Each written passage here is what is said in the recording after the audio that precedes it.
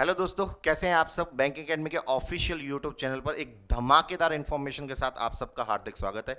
जैसा कि आपको सामने थंबनेल में दिखाई दे रहा है, आज हम जानने वाले हैं ग्रामीण बैंक्स की वैकेंसीज के बारे में, और वैकेंसी बहुत जबरदस्त है, 13,217। ठीक है, आरआरबीज के बारे में अगर हम बात करें तो क्या क्या हम आज जानेंगे। सबसे पहले एजुकेशन क्वालिफिकेशन, कि आपको क्या एजुकेशन क्वालिफिकेशन में होना चाहिए, सैलरी पैसा कितना मिलेगा, और एग्जाम पैटर्न क्या होने वाला है, ये सारी चीजों के बारे में हम जानेंगे। और बाद में जानेंगे इसकी तैयारी कर कहां से सकते हैं।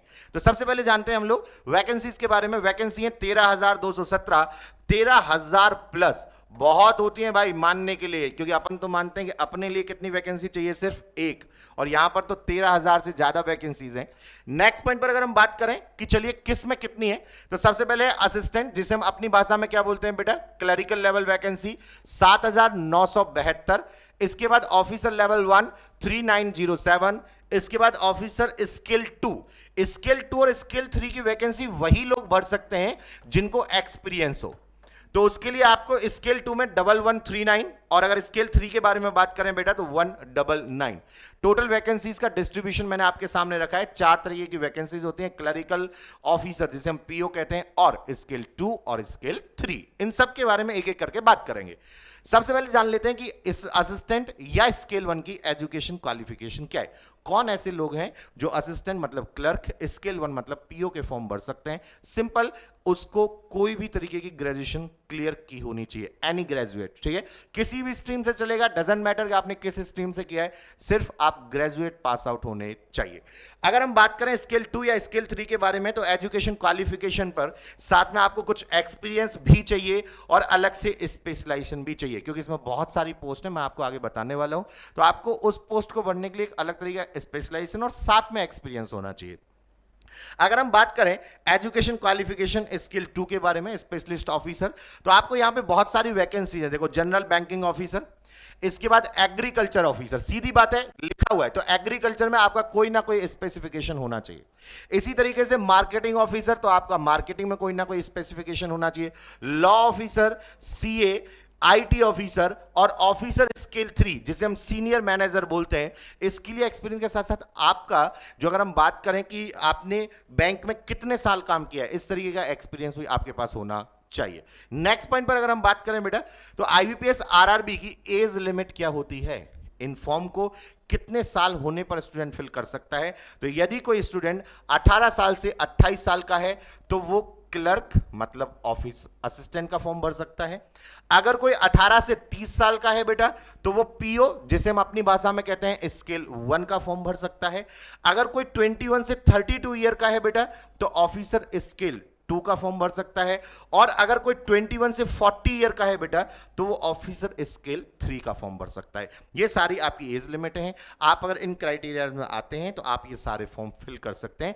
रेगुलर स्टूडेंट के लिए ज्यादातर जो कहानी है वो 2 फॉर्म की होती है, क्लर्क जिसे ऑफिसर असिस्टेंट बोलते हैं, और पीओ जिससे ऑफिसर स्केल 1 बोलते हैं, क्योंकि इन दोनों के लिए बेटा एक्सपीरियंस चाहिए। ठीक है, जिसके बारे में हमने बात की। तो नेक्स्ट पॉइंट पर हम बात करते हैं कि इसके फॉर्म भरे कब से जाने वाले हैं। देखिए, ये वीडियो आपको थोड़ा लेट मिल रही है, फॉर्म भरना इसके स्टार्ट हो चुके हैं, और फॉर्म की जो डेट थी बेटा वो 1 सितंबर से स्टार्ट हो गई है। 1 सितंबर 2025 से आप 21 सितंबर 2025 तक भर सकते हैं। कृपया करके ऐसा ना करें कि 20 तारीख को एकदम से याद आए कि अरे कल तो डेट लास्ट है। 20 तारीख को नहीं, फॉर्म आज ही जाकर भरें, क्योंकि सारी डिटेल आज आपको मिल जाने वाली है। तो इंतजार किस बात का, आज 21 लास्ट डेट है, याद रखिएगा।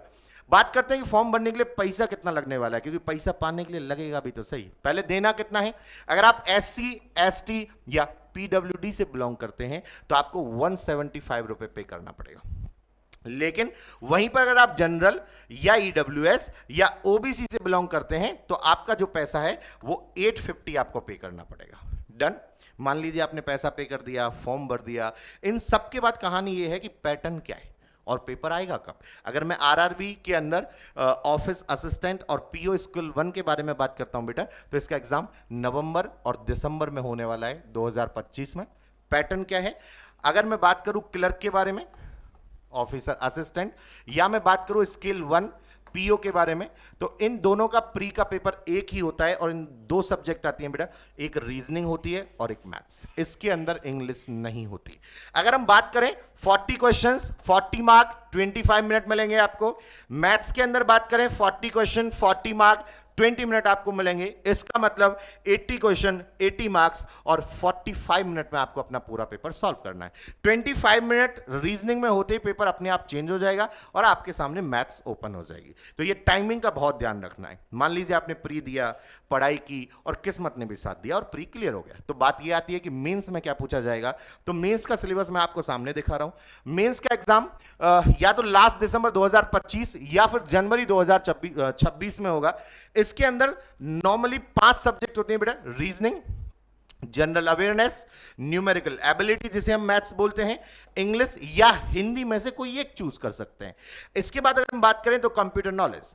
रीजनिंग में 40 क्वेश्चंस होते हैं बेटा 50 मार्क के और आपको टोटल 30 मिनट दी जाती है।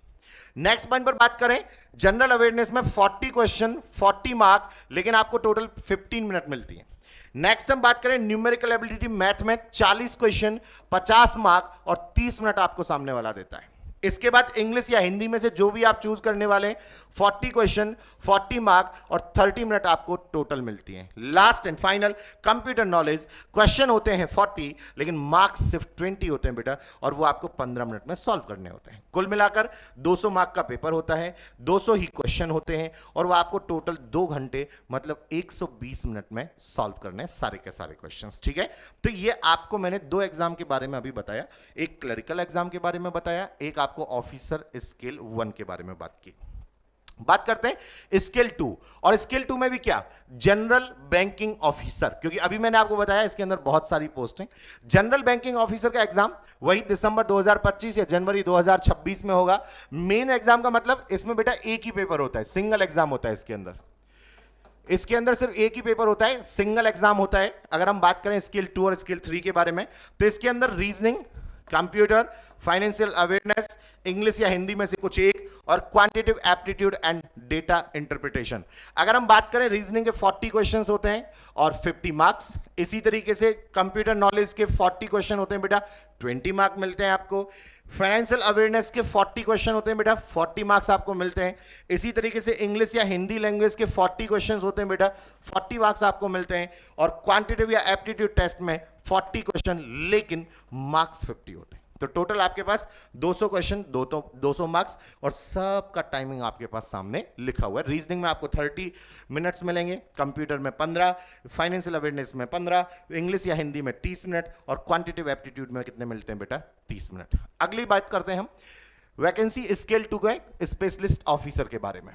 ठीक है, इसके अंदर एक पहला पेपर होता है आपका प्रोफेशनल लैंग्वेज का, 40 क्वेश्चन 40 मार्क का पेपर आएगा बेटा। इसके बाद रीजनिंग का होता है 40 क्वेश्चन 40 मार्क का पेपर होगा बेटा। कंप्यूटर नॉलेज 40 क्वेश्चन 20 मार्क का पेपर होगा बेटा।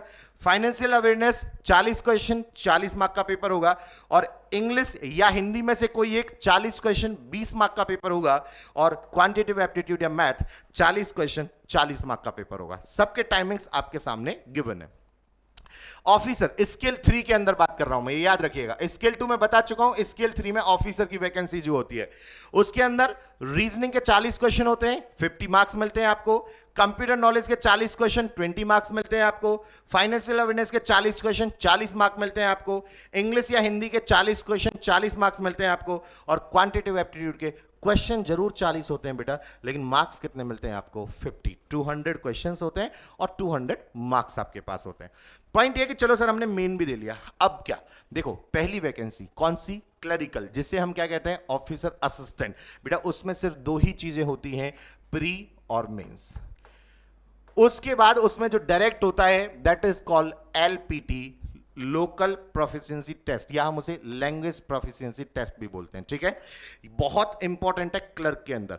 अगर आप जिस भी स्टेट से फॉर्म भर रहे हैं क्लर्क का, आपको वहां की लोकल लैंग्वेज आनी चाहिए। फॉर एग्जांपल, अगर कोई राजस्थान का बच्चा गुजरात से भर रहा है तो उसे गुजराती आना कंपलसरी है, क्योंकि उसका लास्ट में जाके लैंग्वेज टेस्ट होता है ना। और लैंग्वेज टेस्ट में क्या होता है बेटा, लैंग्वेज टेस्ट में आपको एक पैसेज दिया जाता है, उस पैसेज को वो आपसे रीड कराते हैं, उस पैसेज से आपको वो लिखवाते हैं। ये दोनों चीजें आपसे पूछी जाती हैं।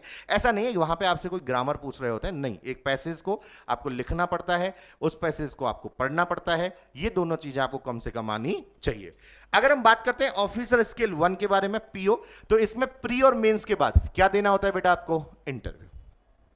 सेम स्केल 2 की बात करें या स्केल 3 की बात करें तो इन दोनों में भी क्या होता है बेटा, इंटरव्यू।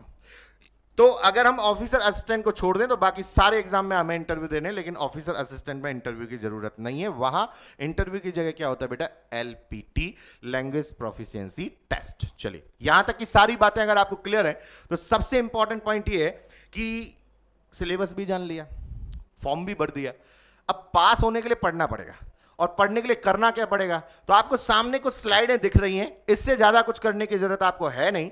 बैंकिंग एकेडमी अपने ऑफिशियल यूट्यूब चैनल पर, ठीक है, आप यूट्यूब पर सर्च करिएगा बैंकिंग एकेडमी, उसके ऑफिशियल यूट्यूब चैनल पर रोज शाम शार्प 6:30 बजे, शाम 6:30 बजे ये हमारे धुरंधर जितने भी लोग आपको सामने दिखाई दे रहे हैं, मैथ्स, इंग्लिश, रीजनिंग, सारे के सारे लेक्चर्स आपको मिलने वाले हैं। और यहां पर एक नहीं, बहुत सारी फैकल्टीज आपको अवेलेबल होंगी, ठीक है, जो आपको मैथ्स भी पढ़ाएंगी, रीजनिंग भी पढ़ाएंगी, इंग्लिश भी पढ़ाएंगी।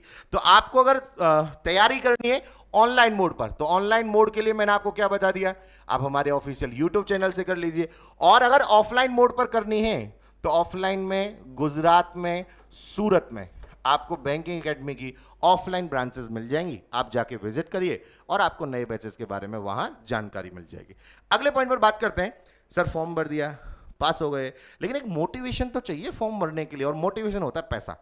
कि मान लो कल को हमें नौकरी मिल गई, पैसा मिलेगा कितना, तो मैं आपको बताने जा रहा हूं अगला पॉइंट, सैलरी। लेकिन इससे पहले क्लियर कर देता हूं बेटा, हो सकता है सैलरी में थोड़ा सा आपको वेरिएबल्स मिले थोड़े से। उसका रीजन ये होता है कि जब आप अलग अलग स्टेट से एग्जाम देते हैं तो वहां के एक्सपेंसेस के बेसिस पर आपकी सैलरी थोड़ी ऊपर नीचे हो जाती है। अगर हम बात करते हैं क्लर्क की या ऑफिसर असिस्टेंट की, तो 37,000 से लेकर 41,000 तक। इसके बाद आरआरबी ऑफिसर स्केल 1 के बारे में बात करें बेटा, तो 72,000 से लेकर 77,000 तक। इसके बाद स्केल 2 की बात करें, 75,000 से लेकर 77,000 तक। और अगर हम स्केल 3 की बात करें तो 80,000 से लेकर 90,000 तक। पैसे की कोई कमी नहीं है, पैसा बहुत मिलेगा, लेकिन उसके लिए पहले पढ़ना पड़ेगा आपको और सेलेक्ट होना पड़ेगा। उसके लिए बैंक एकेडमी आओ और वहां जाकर उनके नए बैचेस के बारे में जानकारी लो। नेक्स्ट पॉइंट पर बात करते हैं, फॉर्म भरें कैसे। सबसे बड़ा प्रॉब्लम है बच्चे का कि सर लिंक कहां मिलेगी, तो लिंक यहां मिलेगी, कहीं नहीं। आप जाओ बैंकिंग एकेडमी डालो ऊपर, और बैंकिंग एकेडमी की ऑफिशियल वेबसाइट पर देखो, यहां दिख रहा है आपको IBPS RRB, ठीक है। यहां पर आपको एक लाइन दिख रही है, apply online, click here, click करो, सारी डिटेल फिल करो, आपका फॉर्म फिल हो जाएगा। लेकिन उससे पहले डिटेल्स, आप यहां डिटेल्ड नोटिफिकेशन जरूर चेक कर लें एक बार कि आपको उसके लिए क्या क्या चाहिए। वैसे हम बता ही दे रहे हैं, लेकिन फिर भी आपको एक बार तो यह जाकर चेक कर लेना है। अगले पॉइंट पर बात करते हैं कि अगर हम बात करें कि सर जब हम फॉर्म फिल कर रहे होते हैं तो हमें किन किन खास बातों का ध्यान रखना है, important information to fill a form. जब भी आप कोई फॉर्म फिल करें तो किन चीजों का आपको खास ख्याल रखना है। सबसे पहले, आप जब कैंडिडेट नेम में नेम डालते हैं तो मेरा सजेशन आपको यह है कि आप जब भी कोई गवर्नमेंट जॉब का फॉर्म भरें बेटा, तो आप एज पर आधार कार्ड, अपने आधार कार्ड की डिटेल के हिसाब से भरें। और इसमें एक सबसे इंपॉर्टेंट बात का ध्यान रखना है कि आधार कार्ड में जो भी स्पेलिंग्स हैं वही स्पेलिंग आपने फॉर्म में डालें, स्पेलिंग मिस्टेक होनी नहीं चाहिए। जैसा नाम आपका आधार कार्ड में लिखा है वैसा नाम आप फॉर्म में डाल दें, लेकिन स्पेलिंग मिस्टेक होनी नहीं चाहिए। बहुत सारे लोग अपने कैंडिडेट नेम में बहुत सारी गलतियां करते हैं। हो सकता है आपकी बाकी चीजों में क्या पता नहीं, लेकिन आधार कार्ड के हिसाब से भरिए, क्योंकि जब आप जाते हैं एग्जाम देने तो आधार कार्ड आप साथ में लेकर जाते हैं, ठीक है। वैसे और भी बहुत सारी गवर्नमेंट वैलिड आईडी प्रूफ्स होते हैं, पैन कार्ड है और भी बहुत सारी चीजें हैं। सजेशन यही है कि आप किसके थ्रू फॉर्म भरें बेटा, आधार कार्ड के थ्रू फॉर्म भरें, ठीक है। पहले पॉइंट पे कोई डाउट है तो बताओ। अगला पॉइंट क्या है कि आपको यहां पर कैंडिडेट को कास्ट सर्टिफिकेट चाहिए होता है। क्या चाहिए होता है बेटा, कास्ट सर्टिफिकेट। किस किस का, अगर हम कास्ट सर्टिफिकेट पे बात करें तो SC ST, ठीक है, इसी तरीके से OBC, इसी तरीके से किस पे बात करें हम, EWS। इस तरीके से हमें इनका कास्ट सर्टिफिकेट चाहिए। एससी एसटी वालों को एससी एसटी का चाहिए, अगर हम बात करें ओबीसी वालों को ओबीसी का चाहिए, अगर हम बात करें तो ईडब्ल्यूएस वालों को ईडब्ल्यूएस का चाहिए। अगर एससी एसटी के बारे में हम बात करें तो एससी एसटी का जो सर्टिफिकेट होता है वो एससी एसटी का सर्टिफिकेट रिन्यू नहीं होता, मतलब जो सर्टिफिकेट है वो चलेगा, लेकिन ध्यान रहे ये जो सर्टिफिकेट है आपका इंग्लिश लैंग्वेज में होना चाहिए, ठीक है। या फिर अगर हम बात करें कि वो सेंट्रल में अलाउ होना चाहिए, ठीक है। लेकिन अब हो सकता है कुछ बच्चे के पास एससी एसटी का जो सर्टिफिकेट है वो गुजराती में हो, ठीक है, हिंदी में हो, कोई बात नहीं। अगर आप गुजराती और हिंदी में है तो आप फॉर्म फिल कर दो, क्योंकि वहां हमें कोई सर्टिफिकेट डालना नहीं होता है। लेकिन जल्द ही उसे कुछ ही दिनों में आप इंग्लिश में कन्वर्ट करा लो ताकि वो सेंट्रल में मान्य हो, ठीक है। ये ध्यान रखना बेटा, सेंट्रल में मान्य होना चाहिए। एससी एसटी का हर साल रिन्यू नहीं होता है, इसलिए आप उसे एक बार इंग्लिश या सेंट्रल में जो मान्य हो उस तरीके से आप उसे चेंज करा लीजिए। बात आती है ईडब्ल्यूएस की। ईडब्ल्यूएस का जो सर्टिफिकेट है वो हर साल रिन्यू होता है, एवरी ईयर वो रिन्यू होता है, इसलिए आपके पास ईडब्ल्यूएस का सर्टिफिकेट 2025 और 26 का होना चाहिए। अगर इससे पुराना है तो कोई बात नहीं, फॉर्म भर दीजिए और जल्दी से ही आप अपने उस ईडब्ल्यूएस के सर्टिफिकेट को अपडेट करा लीजिए। फॉर्म आप अभी उसके थ्रू भर सकते हैं। इसके बाद अगर हम ओबीसी में बात करें तो ओबीसी के अंदर जो है वो दो तरीके के सर्टिफिकेट होते हैं। एक होता है आपका कास्ट सर्टिफिकेट और एक होता है आपका नॉन क्रीमिलियर वाला, ठीक है। ये दो तरीके के सर्टिफिकेट आपके पास आते हैं, एक होता है कास्ट सर्टिफिकेट और दूसरा क्या होता है बेटा, नॉन क्रीमिलियर। अगर हम कास्ट सर्टिफिकेट के बारे में बात करें तो वो एक ही बार बनता है कास्ट सर्टिफिकेट, लेकिन अगर नॉन क्रीमिलियर के बारे में बात करें तो बात वही है, उसे भी हमें हर साल रिन्यू कराना पड़ता है। तो अगर वो नई साल का नहीं है तो आप फॉर्म फिलहाल भर दीजिए, लेकिन उसे रिन्यू जल्दी करा लीजिए आप, ठीक है। अगला पॉइंट समझिए बेटा कि अगर हम बात करें डेट और डिग्री परसेंटेज, सबसे पहले डेट पर बात कर लेते हैं। आपको डेट पूछी जाती है कि आपकी ग्रेजुएशन कब खत्म हुई, तो ग्रेजुएशन के लिए आपके पास जो सर्टिफिकेट होता है उस पर नीचे डेट लिखी होती है, तो वहां जो भी डेट लिखी है आप उसे पुट कर दो वहां पे, या फिर डिग्री में लिखी होती है वहां से डाल दो आप। कभी कभी क्या होता है कि सिर्फ मंथ लिखा होता है, मंथ और ईयर, तो आप एक काम कर सकते हैं, जो भी मंथ लिखी है, जैसे मान लो अप्रैल लिखा है, ठीक है, तो उस अप्रैल की जो लास्ट डेट है ना उसे वहां आप फिल कर सकते हैं। तो डेट के लिए ध्यान रखिएगा बेटा। डिग्री परसेंटेज बहुत इंपॉर्टेंट है, क्योंकि आजकल बहुत सारी यूनिवर्सिटी सीजीपीए के हिसाब से आपको डिग्री परसेंटेज लिख कर देती है, ठीक है। तो अगर इस हिसाब से मिलता है तो टेंशन नहीं लेने का। आप जिस भी यूनिवर्सिटी से ग्रेजुएशन कर रहे हैं उसकी डिग्री के पीछे बाकायदा एक फॉर्मूला होता है, उस फॉर्मूले से हम ये फाइंड आउट कर सकते हैं कि इस सीजीपीए के थ्रू हमारी परसेंटेज कितनी बन रही है। हाँ, इस बात का ध्यान रखना, हर यूनिवर्सिटी का अपना फॉर्मूला अलग है, तो इसलिए आप ऐसा नहीं कि कोई भी फॉर्मूला पुट करें, आपकी डिग्री के पीछे लिखा होता है, उसके थ्रू आप उसे कन्वर्ट कर दें परसेंटेज में और फिर अप्लाई कर दें। फिर भी किसी बच्चे को दिक्कत आती है तो लास्ट में मैंने आपको क्या बोला, बैंक एकेडमी का जो यूट्यूब चैनल है वहां तो डिटेल है ही, साथ के साथ ऑफलाइन ब्रांच विजिट कर लो, कोई भी दिक्कत है कॉल कर लो, वो आपकी कोई ना कोई हेल्प कर देंगे। नेक्स्ट पॉइंट देखो, how many attempts in RRB. अब इसको दो तरीके से लेते हैं हम लोग। अगर मैं एसबीआई में बात करूं तो एसबीआई में अटेम्प्ट जो है वो काम की चीज है, क्योंकि उसमें लिमिटेड अटेम्प्ट होते हैं, लेकिन आरआरबी में ऐसा कुछ भी नहीं है कि लिमिटेड अटेम्प्ट हो। तो आरआरबी में बहुत सिंपल सी एक कहानी है कि आरआरबी में आपने जितनी बार फॉर्म भरा और फॉर्म भरने के बाद आपने जितनी बार प्री का पेपर दिया वही आपके अटेम्प्ट में काउंट होंगे। लेकिन अगर एसबीआई में है तो एसबीआई में अगर आपने प्री दिया और प्री पास किया और पास करने के बाद आपने मेंस अटेम्प्ट किया तो आपका काउंट किया जाता है एसबीआई के अंदर, लेकिन आरआरबी के अंदर ऐसा नहीं है। रीजन बहुत सिंपल है, आरआरबी को अटेम्प्ट से फर्क नहीं पड़ता, क्योंकि आपके लिए वहां अटेम्प्ट का कोई क्राइटेरिया नहीं है, बट एसबीआई में क्राइटेरिया है, इसलिए इसे बहुत सीरियसली लेते हैं वो लोग। अगर आपने प्री पास किया है और पास करके मेंस दिया है तो ही आपका अटेम्प्ट काउंट किया जाएगा, बट आरआरबी में फॉर्म भरने के बाद प्री दिया हुआ होना चाहिए। ऐसा नहीं कि सिर्फ फॉर्म भरा प्री देने नहीं गए तो वो अटेम्प्ट काउंट नहीं होता। अगर आप प्री देने गए हैं, चाहे फेल हो चाहे पास हो, वो आपके अटेम्प्ट में काउंट किया जाता है, इसलिए इस बात को ध्यान रखना, क्योंकि इसमें बहुत सारे लोग कंफ्यूजन में होते हैं। नेक्स्ट पॉइंट पर अगर हम बात करें कंप्यूटर नॉलेज के लिए एक सिंपल सी बात, आपके पास एक कंप्यूटर का सर्टिफिकेट होता है, या फिर मैं ऐसा कहूं कि जब आपने 10th या 12th की है, अगर आपके 10th और 12th की मार्कशीट में कंप्यूटर का सब्जेक्ट रहा है एज अ सब्जेक्ट, तो आपको किसी भी सर्टिफिकेट की रिक्वायरमेंट नहीं है, वही आपका एक तरीके का सर्टिफिकेट है। तो जब आपसे वहां पूछा जाए कंप्यूटर नॉलेज, तो आपको यस क्लिक करना है, और उसमें नीचे लिखा होता है एक सर्टिफिकेट, तो आपका 10th और 12th की मार्कशीट ही सर्टिफिकेट है, अगर उसमें कंप्यूटर एज अ सब्जेक्ट है तो। नेक्स्ट पॉइंट देखिए उसके बाद बेटा, लोकल लैंग्वेज इंफॉर्मेशन। मैंने अभी कहा था आरआरबी क्लर्क के लिए तो बहुत इंपॉर्टेंट है एलपीटी, तो इसलिए अगर आप आरआरबी क्लर्क की फॉर्म भर रहे हैं, किसी और स्टेट से भर रहे हैं, तो आपको उस स्टेट की लैंग्वेज का आना बहुत जरूरी है। नेक्स्ट देखो बेटा उसके बाद, sir important information to fill a form, क्या क्या चीजें डालनी है अपने को वहां पे। आपको अपलोड डॉक्यूमेंट में सबसे पहले एक फोटोग्राफ डालना है।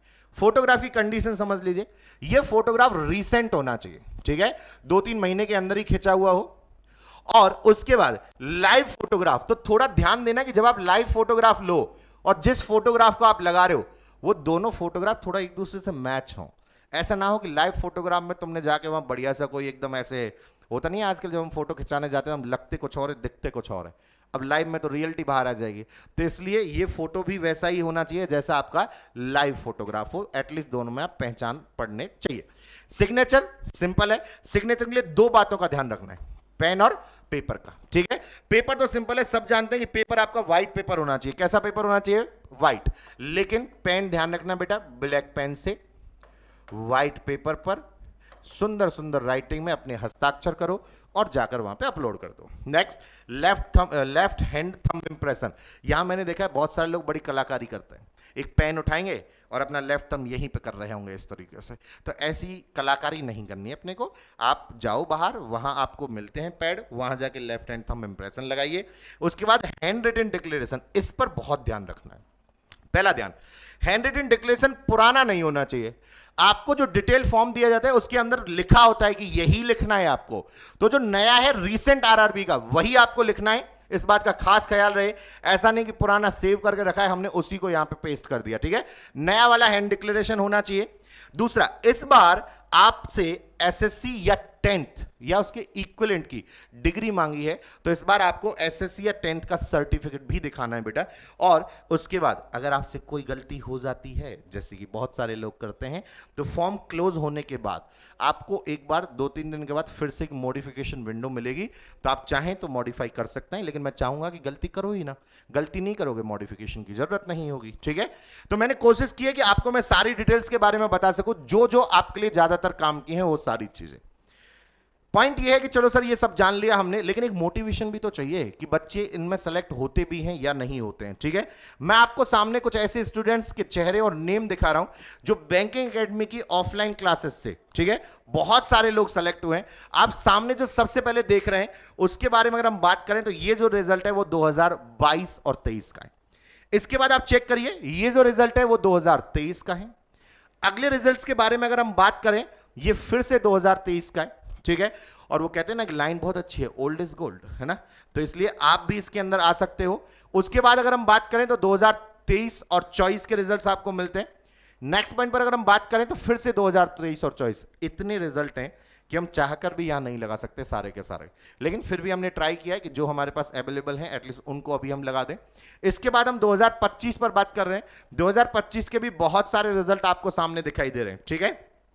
इसके बाद फिर से 2025 एज अ असिस्टेंट या क्लर्क फॉर्म, ठीक है। इसके बाद चेक कीजिए बेटा फिर से एज अ असिस्टेंट या क्लर्क, क्योंकि इस बार 2025 में बहुत सारे बच्चे यहां से आरआरबी के अंदर सेलेक्ट हुए थे, ठीक है, बहुत सारे बच्चे थे 2025 के अंदर। नेक्स्ट फिर से 2025 की एक स्लाइड आपके पास है, फिर से एक 2025 की स्लाइड है।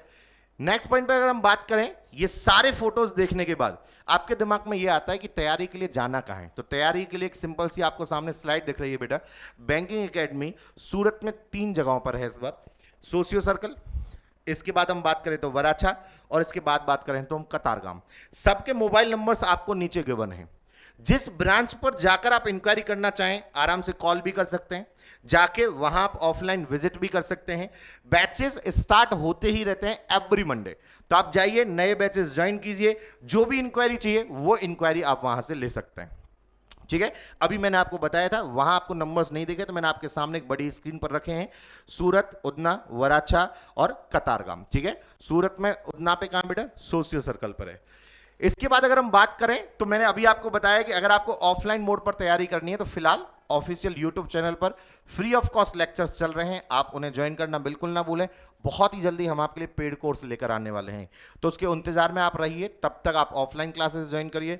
और फिर से मैं बोल रहा हूं, कोई भी दिक्कत हो आप हमारे ब्रांच पर आकर या फिर हमारे नंबर्स पर कॉल करके जो भी चीजें या जो भी डिटेल्स आपको चाहिए वो आप ले सकते हैं।